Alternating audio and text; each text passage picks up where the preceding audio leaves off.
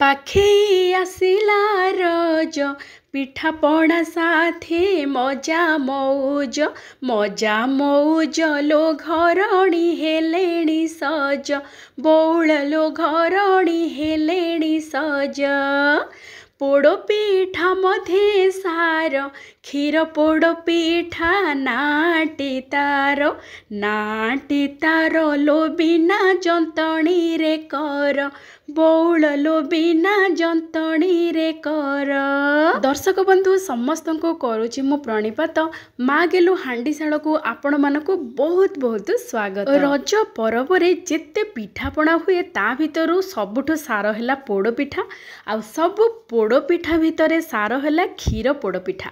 आज आमे प्रस्तुत करिबा क्षीर पोड़ पिठा बिना जंतणी रे मात्र 15 मिनिट भितरे बहुत सहजरे। तेबे आसंतु आजिर प्रस्तुति आरंभ करिबा। एठी आमे गोटे गिनारे गिने नैचु बासुमती चाउल। क्षीर पोड़ पिठा पई बासुमती चाउल नेबे बास्ना और स्वाद बहुत बढ़िया रहिबो। बासुमती चाउल को प्रथमे 2-3 थर भल भाबरे घसिकी बा मकचिकी धोई देबे। तापरे पानी देकी 3 रु 4 घंटा पई बतुरिबा को छाड़ी देबे। जेते बढ़िया रे चाउल बतुरिबो सेते बढ़िया पिठा प्रस्तुत हबो। सेई भितरे आमे कोन करबा ना चूड़ा नबा। जेहेतु आमे आज क्षीर पोड़ पिठा को बिना जंतिकी प्रस्तुत करवा से आमर पिठा पूरा पूरी तुला परी नरम हवा पाई आमे एठी चूड़ा नबा चाउलर 1/4 ता माने आपण माने जो गिनारे नेथिबे चाउल तार अधार अधा नेबे चूड़ा। देखंतु चूड़ा को मध्य भल भाव 2-3 थर धोईकी बतुरिबा को छाड़ी दबा। चूड़ा जल्दी बतुरी जाए। चाउल को किंतु 4 घंटा पाखापाखी बतुरेबे। एबे आमे नबा गोटे नड़िया। नड़ियार चोपा बा जो ब्राउन पार्टा थाए ताको केमिति सहजरे बाहर करेंगे तार गोटे बहुत बढ़िया ट्रिक्स अच्छी। आपण मैंने जितेबले नड़िया को बाड़ेबे ता पूर्वर 7-8 घंटा पई फ्रीजर रे नड़िया को रखीदेवे पूरा गोटा। तापर आपण मैंने बाड़ेबे देखिबे नड़िया तार खोल बा सढ़ी आराम रे बाहरी आसीबो। देखंतु केते बढ़िया भाव रे बाहरी आसीची। एमिति हेले आमे कोन करबा ना ए जो नड़ियार ऊपर जो बादामी अंश अच्छी बा ब्राउन पार्टा अच्छी ताकू आमे बाहर कर दबा। जहा फल रे कि नड़िया आउ टिके नरम ही जिवो आ बेसी टेस्ट लागिवो बेसी स्वादिष्ट लागिवो पोड़ पिठा रे। एबे आमे नड़ियार ऊपर अंश को काटी सारिबा परे आमे एमिति पूरा पतला पतला करके काटिकी पूरा छोट छोट खंड कर दबा। आमे एठी पूरा गोटाक जाक नड़िया आमे क्षीर पोड़ पिठारे व्यवहार करबा। स्वाद बहुत बढ़िया रहिबो। एबे देखंतु आमे पूरा गोटे नड़िया को एमिति छोट छोट खंड करके काटी देइचु। एबे आमे कोन करबा ना एई नड़ियारो अधा पकेकी बाटिबा आउ अधे रखी दबा। नड़िया पोड़ पिठा आमे जेतेबेले प्रस्तुत करबा पकेबा।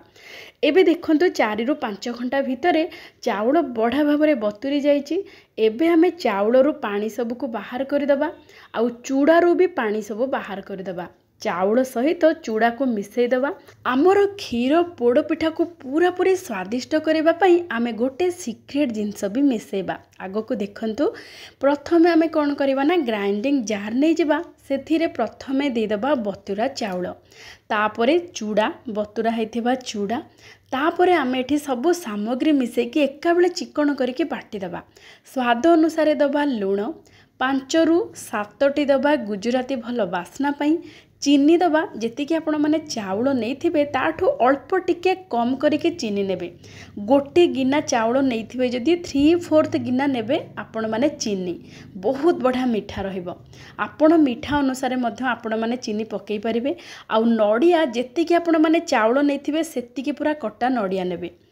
आउ एठी देखंतु सीक्रेट जिनसटा हला क्षीरर सर।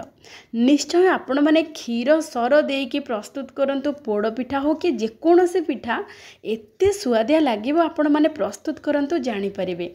एबे आमे क्षीर सर आउ नड़िया को पूरा भाग मापरे देकी टिके साइड रे रखि दबा। तापरे आमे गोटे पात्र रे नबा क्षीर। जेहेतु आमे प्रस्तुत करूचे क्षीर पोड़ पिठा आमे बिल्कुल पानी रे व्यवहार करबानी। पूरा पूरी क्षीर रे ही आमे प्रस्तुत करबा पिठा। आउ आमे नबा 1.5 गिना क्षीर। जो गिनारे आपण माने चाउल को मापिकी नहीं थिबे से गिनारे 1.5 गिना आपण माने क्षीर नेबे। आपण माने ए क्षीर रु अल्प माने 7-8 बड़ चामच देकी बाटी देबे। आउ अवशिष्ट आगो को देखिबा कोन करबा। एबे आमे कोन करबा ना 7-8 चामच क्षीर देकी पूरा पूरी चिक्कण करके आमे बाटी देबा। आउ बेसी क्षीर देके बाटिबेनी नहले चाउल भल भाव चिक्कण होइके बाटी हेबनी।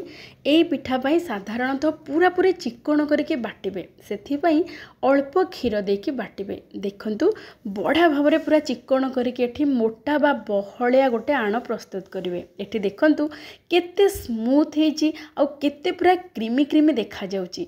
जेहेतु क्षीर सर ता सहित नडिया आमे देइचे पूरा क्रीमी टेक्सचर आसीबो, बहुत बढ़िया स्वादिष्ट लागिबो। एबे आमे कोन करबा ना गोटे पात्र को एई आमे जो बैटर तयारी करले बा जो बटा बटी करके चाउलर सब आण प्रस्तुत कले सेई आण को आमे गोटे पात्र रे देई देबा।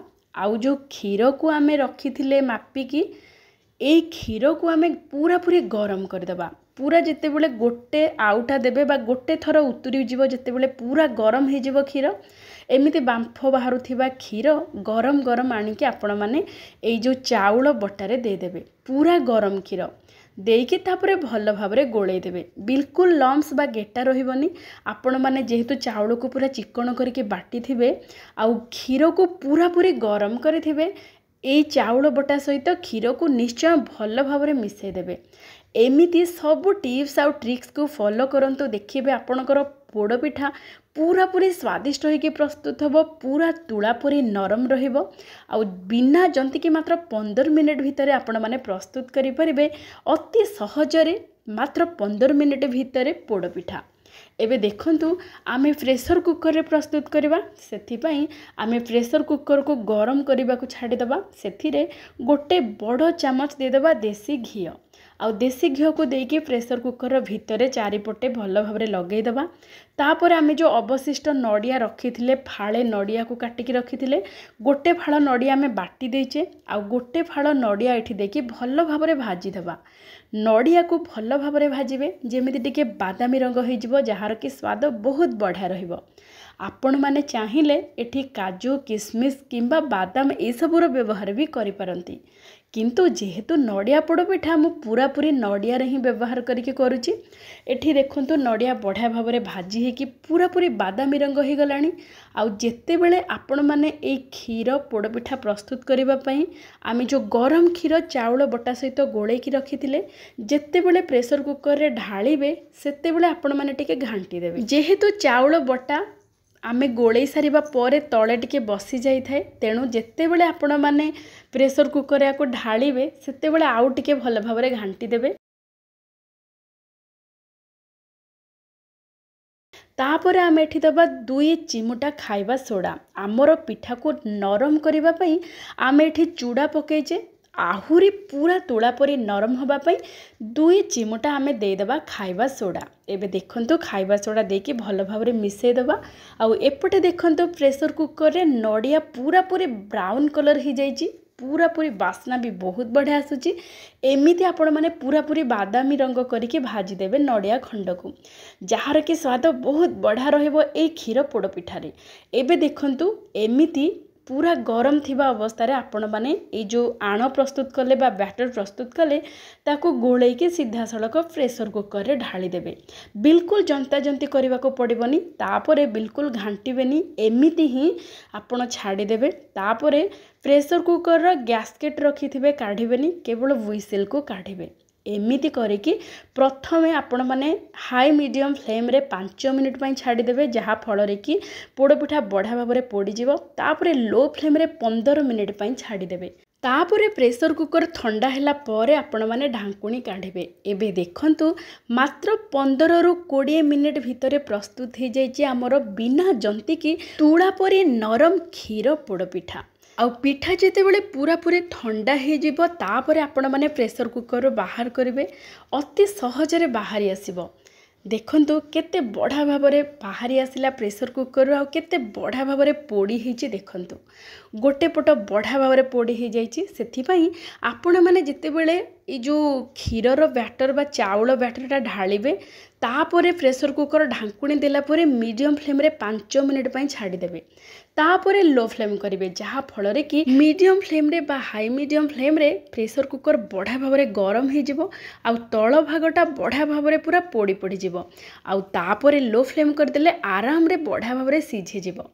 माने उपरे पिठा बढ़िया भाव में सिझिकी पूरा तुला परी नरम हो जाइथिबो आउ तल भागटी पूरा पूरी पोड़ी जाइथिबो। देखंतु केते सुंदर देखा जाउची आउ केते बढ़िया कटुची। देखंतु एमिति आपण माने पूरा छोट छोट खंड करके काटी देबे। देखंतु आपण माने देखिके जानि पारुथिबे पिठा केते नरम हेची, पूरा तुला परी नरम पिठा।